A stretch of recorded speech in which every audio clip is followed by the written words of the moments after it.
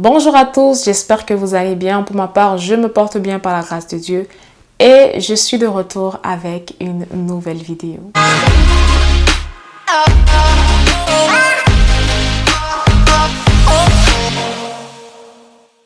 Alors, bienvenue à votre chaîne, à votre émission préférée, Vivre pour Christ, avec votre présentatrice préférée, Alicia Bikout. Aujourd'hui, on sera dans la rubrique Seigneur, sonde mon cœur.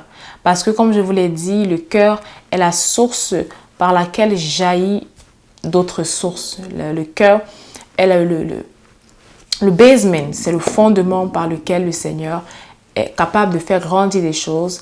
Alors c'est important que nous prenions le temps de nous asseoir afin de parler du cœur. Alors pour parler du cœur, j'ai voulu qu'on commence par la parabole du semeur parce que c'est une parabole qui va nous expliquer, qui va nous permettre de comprendre un peu comment est-ce que le cœur fonctionne. Alors Jésus-Christ, dans le livre de Luc 8, il va commencer à parler de la parabole des semences, du semeur. Et puis il va parler à la foule, mais la foule elle ne va rien comprendre. Et il va expliquer de manière terre à terre à ses disciples de quoi est-ce qu'il est question. Et Jésus va dire dans le livre de Luc 8, à partir du verset 11, que la semence, c'est la parole.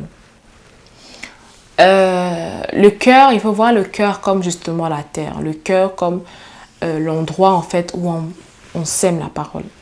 Et Jésus qui dit que la semence, c'est la parole.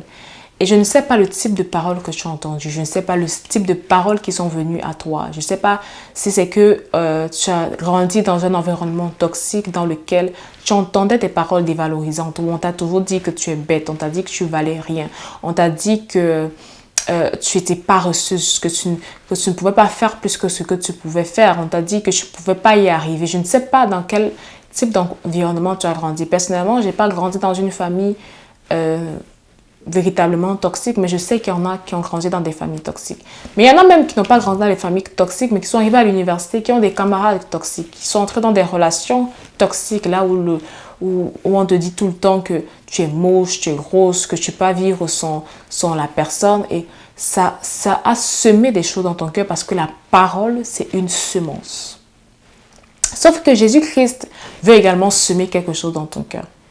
Mais la vérité, c'est que si dans ce cœur que tu as, il y a déjà d'autres choses qui sont semées, ce sera difficile pour que la parole porte du fruit, pour que la parole de Christ vienne porter du fruit. Et c'est justement ce que Christ va expliquer. Il va dire que au bord du chemin, la semence, c'est la parole. Au bord du chemin, ce sont les personnes qui écoutent la parole. Mais le diable vient, il arrache de leur cœur pour les empêcher de croire et d'être sauvés. Vous savez, je me suis posé la question. Pourquoi est-ce que le diable veut arracher la parole de mon cœur? Et ici, Jésus-Christ répond, il dit que le diable a peur que tu sois sauvé. Le diable a peur, en fait, que toutes ces paroles que Christ essaie de semer en toi par les personnes, par moi, par exemple, qu'il essaie de semer en toi, il a peur que cette parole-là, en fait, puisse porter du fruit. Il a peur, en fait, que tu la reçoives. C'est pour ça qu'il va s'assurer que tu grandisses dans un environnement où est-ce que c'est toxique, où est-ce que tu as reçu des paroles toxiques au point où tu as du mal maintenant à recevoir la parole qui vient de Dieu.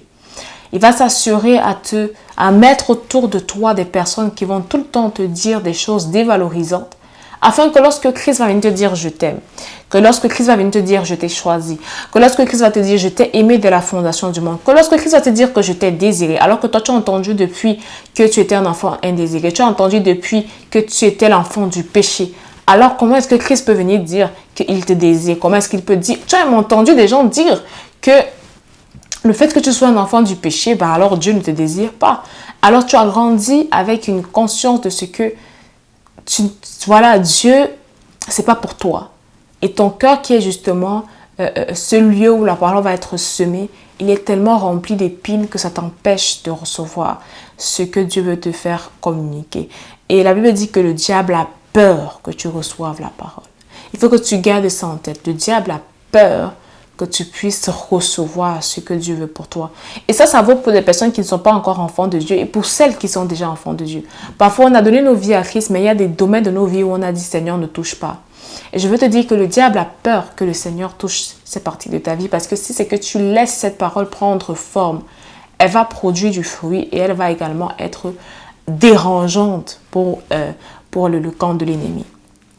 Alors le Seigneur va leur expliquer, un peu la parole ici. Il va leur parler, il va leur dire que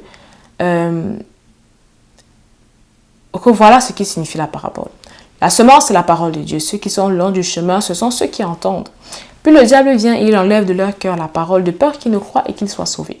Ceux qui sont sur le roc, ce sont ceux-là qui, lorsqu'ils entendent la parole, la reçoivent avec joie, mais ils n'ont point de racines. Ils croient pour un temps et ils succombent au moment de la tentation. Comme je vous ai dit, le cœur, s'il est déjà rempli de choses, c'est qu'il y a beaucoup de paroles qui ont déjà été semées. On t'a dit, dans cette vie-ci, il faut compter seulement sur ce que tu as. Et puis Dieu te dit, il faut que tu comptes seulement sur moi. Que tu ne comptes pas sur ton travail, que tu ne comptes pas sur tes parents, que tu ne comptes pas sur tes amis, mais que tu t'appuies sur moi. Comment cette parole, elle va prendre du fruit si déjà une parole a déjà été semée? Alors, ce qui fait que la parole de Dieu, lorsqu'elle va venir, elle va rester en surface et elle n'aura pas de racine profonde parce qu'il y a déjà une parole qui a une racine profonde en toi.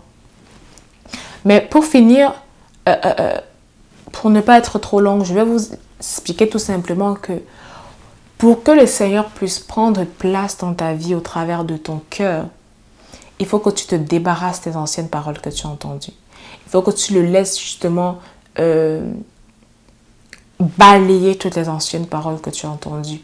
Il faut que tu refuses toutes les anciennes paroles que tu as entendues afin de laisser la parole de Dieu s'asseoir et prendre vie. Et tout ça, ça passe par ton cœur. Il faut que tu laisses le Seigneur te restaurer. Il faut que tu laisses le Seigneur restaurer ton cœur. Tu vas me dire, mais Nelly, ça fait mal. Je ne vais pas prétendre que je te comprends parce que je ne sais pas ce par quoi tu es passé. Mais je vais te dire qu'aussi longtemps que ton cœur est plein d'autres paroles, il sera difficile, voire impossible que les fruits de Dieu prennent vie en toi. Et j'aime ce que le Seigneur va dire lorsqu'il va parler de la bonne terre, lorsqu'il va parler du bon cœur.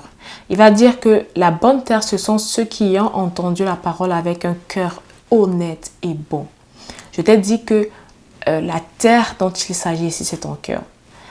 Il dit que ce sont ceux qui ont entendu la parole avec un cœur honnête et bon. Il y a une autre version qui va dire un cœur honnête et bien disposé. Seigneur, j'ai entendu des choses. Seigneur, j'ai vu des choses. Seigneur, j'ai traversé des choses. Mais je veux laisser tout ce que j'ai traversé, même si ça me fait mal, afin d'embrasser ta parole, qui est capable de me restaurer, qui est capable de me guérir, qui est capable de me changer, qui est capable de me sauver. Et il dit que ceux-là qui vont recevoir la parole avec un cœur honnête et bon, il va la retenir et ils vont porter du fruit avec persévérance. Et je veux te dire que toute parole que le Seigneur veut semer dans ton cœur, que le Seigneur a semé dans ton cœur, il faut que tu la serres. Il faut que tu la serres parce que c'est ce que tu vas serrer dans ton cœur qui va déterminer si ça va produire du fruit ou pas. Ne laisse pas la parole de Dieu s'en aller. Ne la laisse pas être volée par le diable, mais serre-la contre ton cœur afin qu'elle puisse produire du fruit. C'est quand on serre ce que Dieu nous a dit, c'est quand on le garde au plus profond de nous, c'est quand on se rumine encore et encore. C'est ça la méditation, c'est de pouvoir réfléchir encore et encore ce que Dieu a dit, de garder cette parole-là. C'est là justement qu'elle commence à porter du fruit et que nous commençons justement à manifester une vie différente. Le Seigneur m'a dit, Nelly, tu es un sacerdoce royal. Il m'a dit, tu es une nation sainte. Alors si le Seigneur me dit, je suis un sacerdoce royal, comment est-ce que je peux aller donner mon corps en pâture comme s'il ne valait rien? Non, mon corps c'est le temple du Saint-Esprit. Il vaut tellement de choses, il vaut beaucoup trop de choses pour que je puisse le donner. Mais toi tu as entendu que non, les femmes en fait aujourd'hui, le corps de la femme, un homme sait que tu ne lui donnes pas ton corps, il va aller trouver chez une autre femme. Tu as entendu dire que aujourd'hui il n'y a pas d'homme fidèle. Et puis tu as grandi en te disant qu'en tout cas, je ne vais pas faire miracle. On a observé qu'il n'y a pas d'homme fidèle. Alors ce ne sera sûrement pas ma portion. Je préfère garder à l'idée que la fidélité n'existe pas. C'est une utopie. Vous savez, la première chose que Dieu a fait lorsque Adam et Ève ont péché, c'est qu'il les a cherchés. Et quand il les a cherchés, il leur a demandé où est-ce qu'ils sont. Et Adam et Ève ont répondu que voilà, ils se cachaient parce qu'ils étaient nus. Il leur a demandé, qui vous a dit que vous étiez nus? Qui t'a dit que tous les hommes étaient infidèles? Qui t'a dit que pour être belle, il fallait être mince, avoir 1,80 m? Qui t'a dit que pour être intelligente, il fallait que tu sois parfaite en mathématiques? Qui t'a dit tout ce que Qui t'a dit que être bête, c'est ne pas avoir de bonnes notes? Vous savez, moi, je pense que chacun d'entre nous a un domaine de prédilection, quelque chose qui fait justement sa force. Si tu n'es pas bonne en mathématiques, peut-être tu es bonne en français. Si tu n'es pas bonne en français, peut-être tu es bonne en technique.